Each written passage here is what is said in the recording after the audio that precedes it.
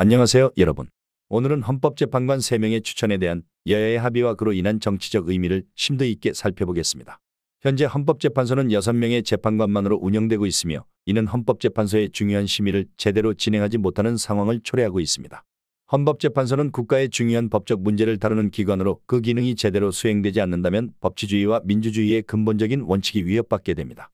여야는 헌법재판관을 추천하는 과정에서 의견 차이를 보였습니다. 국민의힘은 여야 각각 1명씩 추천하고 나머지 1명은 합의하자는 입장을 고수했습니다. 반면 민주당은 자신들이 더 많은 의석을 보유하고 있으므로 2명을 추천하고 국민의힘은 1명을 추천하라는 주장을 했습니다. 이러한 협의 과정에서 양당의 정치적 이해관계가 얽히게 되었고 이는 결국 헌법재판소의 구성에 중대한 영향을 미치게 됩니다. 헌법재판소는 원래 9명의 재판관으로 구성되어야 하지만 현재 6명으로 운영되고 있어 중요한 사건에 대한 심리와 결정이 원활하게 이루어지지 않는 상황입니다. 이로 인해 헌법재판소의 기능이 약화되었고 이는 법적 안정성에도 부정적인 영향을 미칠 수 있습니다. 특히 헌법재판소는 국가의 중요한 법적 문제를 다루는 기관이기 때문에 그 기능이 제대로 수행되지 않는다면 법치주의와 민주주의의 근본적인 원칙이 위협받게 됩니다. 결국 여야 간의 협의 끝에 3명의 후보가 압축되었습니다. 추천된 후보 중 여당의 후보는 조한창 변호사입니다. 그는 법조계에서 실력을 인정받은 인물로 자유우파 법치에 대한 확고한 소신을 가지고 있다고 알려져 있습니다. 조한창 변호사는 수원 출신으로 서울대학교 법학과를 졸업하고 판사로서의 경력을 쌓아온 인물입니다. 그의 추천은 여당의 정치적 입장을 강화하는 데 기여할 것으로 예상됩니다. 반면 야당의 후보들은 정계선과 마은혁으로 이들은 운동권 출신으로 알려져 있습니다. 정계선 후보는 지방법원장으로 활동하며 과거 시위 현장에서도 활발히 활동했던 인물입니다. 마은혁 후보 역시 서울대 정치학과 출신으로 우리법 연구의 핵심 멤버로 활동해온 경력이 있습니다. 이들은 민주당의 정치적 색깔을 더욱 강화할 것으로 보이며 헌법재판소의 결정에 있어 중요한 역할을 할 것입니다. 현재 헌법재판소는 5대4로 여당이 우세한 상황입니다. 이는 향후 탄핵 소추안이 제출되더라도 여당의 다수결로 기각될 가능성이 높다는 것을 의미합니다.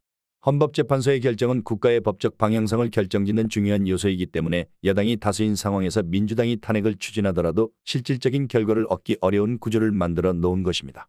이러한 정치적 구도는 국민의힘에게 유리한 상황을 제공하며 민주당은 앞으로의 정치적 전략을 재편할 필요성을 느낄 것입니다. 여당이 헌법재판소의 다수를 차지하게 되면 탄핵 사유가 명확하지 않더라도 탄핵은 기각될 가능성이 큽니다. 이는 민주당에게 큰 타격이 될 것이며 향후 정치적 대응 방안을 마련하는 데 어려움을 겪을 수 있습니다. 이번 합의는 헌법재판소의 기능에 큰 영향을 미치고 있으며 정치적 긴장감이 더욱 고조될 것으로 보입니다.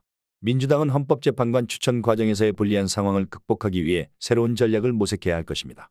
또한 여당의 다수결에 의한 결정이 지속된다면 헌법재판소의 독립성과 공정성에 대한 의구심이 더욱 커질 것입니다. 앞으로 헌법재판소는 중요한 법적 문제를 다루게 될 것이며 이는 국민의 삶에 직접적인 영향을 미칠 수 있습니다. 따라서 정치적 이해관계가 얽힌 헌법재판소의 결정이 어떻게 이루어질지 그리고 그 결과가 사회에 미치는 영향에 대해 지속적으로 주목할 필요가 있습니다. 결론적으로 헌법재판관 추천이 완료됨에 따라 앞으로의 정치적 상황이 어떻게 전개될지 지켜보아야 합니다. 여야 간의 갈등이 계속될 가능성이 크며 이는 한국 정치의 복잡한 양상을 더욱 부각시킬 것입니다.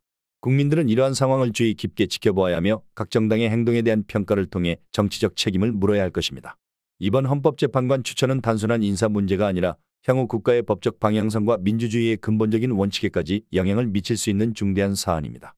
따라서 모든 시민이 이 과정에 관심을 가지고 각 정당의 행동을 면밀히 살펴보아야 할 것입니다. 정치적 책임을 묻는 것은 민주주의의 기본이며 이는 우리의 권리이자 의무입니다. 여러분은 이 상황에 대해 어떻게 생각하시나요? 댓글로 여러분의 생각을 남겨주세요.